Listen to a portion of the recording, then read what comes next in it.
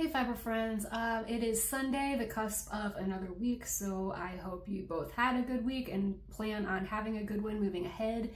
Before I jump into all the things that I did to prepare for the Fab Fest coming up, I wanted to catch up on two things that I discussed in my last video. The first one being my review of the third pattern test that I completed last week. This one is by Chairleg Crochets. The author behind that is named Charlie, and they are a university student, I believe, in Scotland. And I just love how you get to meet people from all around the world through crochet. But anyway, this pattern is a mod of their, I'm looking at my computer, of their Zia the Bear pattern, which is available on Ko-fi, and I will share that link. This mod is for Steve the cat. And so like I mentioned, if you saw my last video, there are many color changes, and I did cheat on the tail and do 2 rounds per color because that would have been too much for my levels of patience.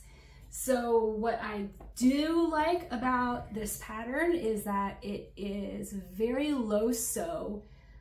Like any kind of standing animal, you do one leg and then you do the second leg and join it, but all the way from the first or second leg, however you want to look at it, all the way to the top of the head is done in one piece. I did sew on the tail, the ears, and the muzzle. And then the arms you crochet in across several rows, like you crochet in the bottom, you know, like his armpits, and then kind of like the bottoms of his arms, and then a few rows later you end up attaching the shoulders. I found a technique for neater color changes, and it involves either starting or finishing like at the same point in all the rounds. You crochet into the back loop, and then you go around and then you crochet into the front loop. It does leave like the slightest scar, as you can see right here, but I kind of also feel like I would have had to point that out. But really great color changes using that technique. Secondly, I just want to admit that I have been very focused on the Fab Fest, and I totally phoned it in for Crochet Roulette this week.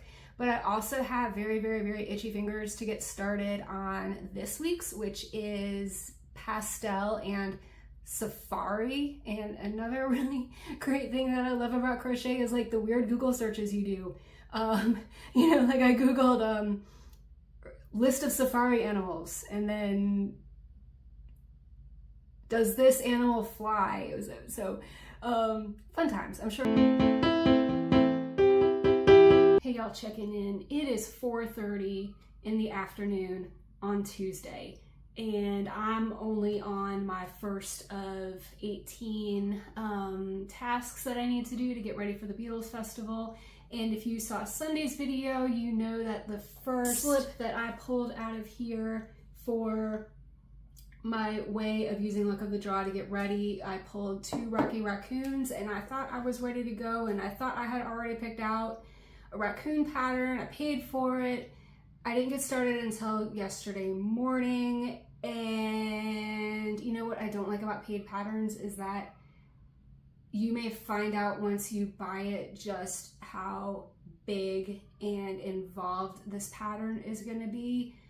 And yesterday, first of all, I woke up, my Crojo was just off. I thought first I was going to do it in Premier de Chenille, and I was just really struggling because you can't see the stitches, and it's thin, and it kind of defluffs as you're working with it sometimes. And so I switched to Bernat, and I thought I had plenty of it, and the whole thing just became an exercise in thinking I could mix yarns and being wrong.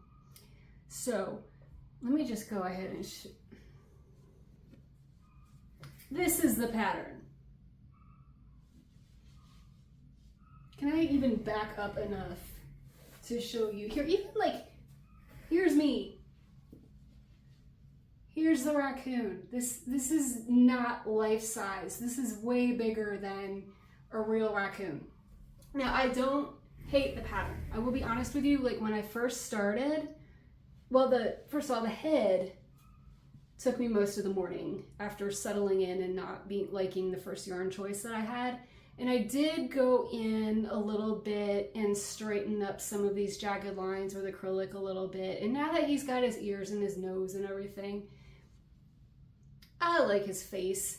Now, I had yarn for the head, and you can see where I ran out.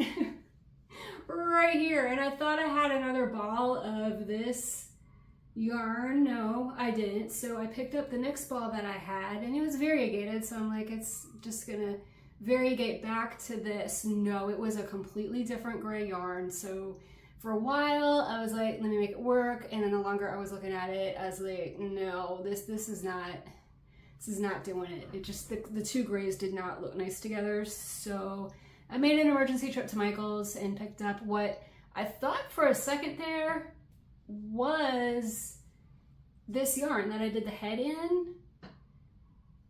And as you can see, it wasn't, because this variegates much faster and very much unlike the picture of the blanket that was on the yarn label. I was like, oh, it's got like big fat stripes, so that must mean no. I was wrong. So anyway, this very much put me behind schedule. Is that helping? Let me just put him next. I mean, this is how big he is. Oh, how about that? To see how big he is.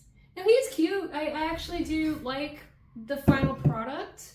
It took me a while to like him. I do like the way he sits, but I do kind of have to like put his tail to the side to make all four legs lay evenly and to not roll over. So not a very efficient start to getting ready for the festival. And then I was like, there is no way that I'm making 4 of these. I only have one table. So I found a second pattern, you know, because I'm saying nice things about it, just it's bigger than I thought it would be. This is a paid pattern on Ribbler by Sleek Grace, and as always, there is a Google Doc with links to all the patterns that I'm talking about getting ready for this festival. And I was like, I've got to find something a little bit more market friendly, because my plan was to bring 4 or more Rocky Raccoons. So here's my second one, little potato. This is a free pattern on Instagram by Sarah's Crochets. It was pretty quick. I mean, like, there's some color changing right here, but not too bad. And really good instructions, and these are just baubles, and this is just like a magic ring with 4 stitches in it. I mean, the tail took a little bit, you know, not too bad. So, cute little potato. I think I can put 15 on him. Did I say it already? I'm putting 75 on Big Boy right here. Just even the cost of the yarn, I gotta make up for it somehow. I don't know if he'll sell, but you know, he's going on the table and he's gonna make my table look very full. So all right, here we go, guys.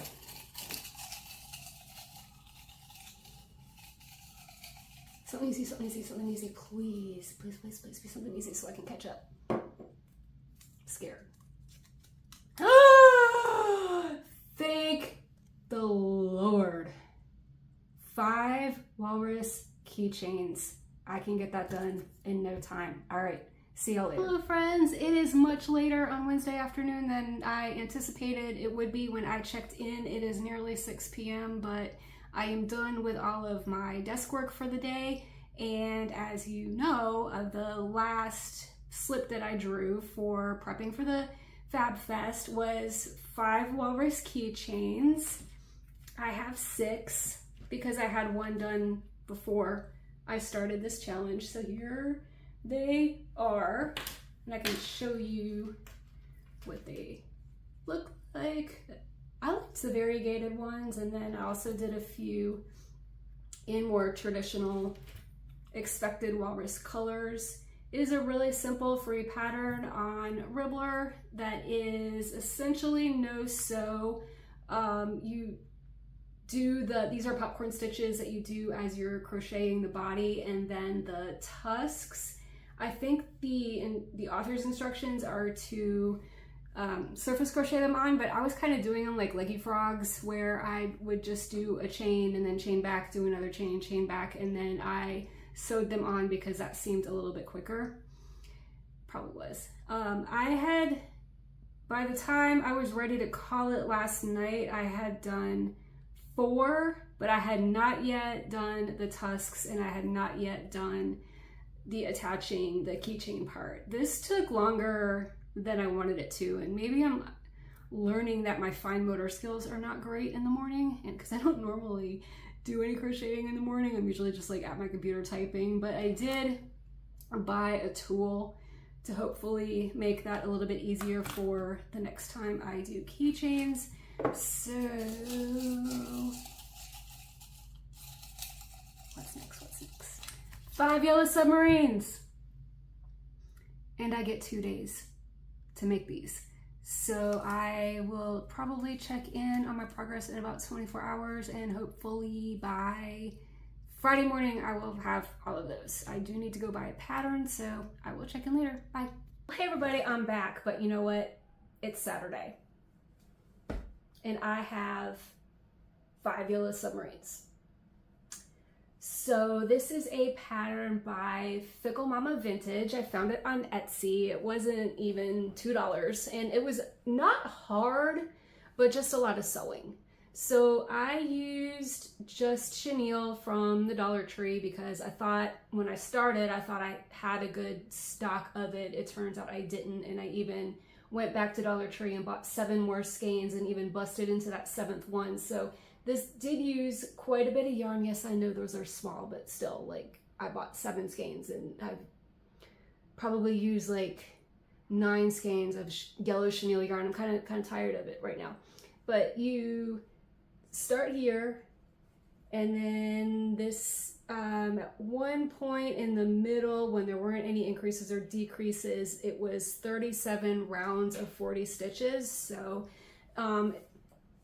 not anything quick, but then it changes color and you close it up, and then you make the propeller, sew it on. I batched it, but these are like the directions according to the pattern.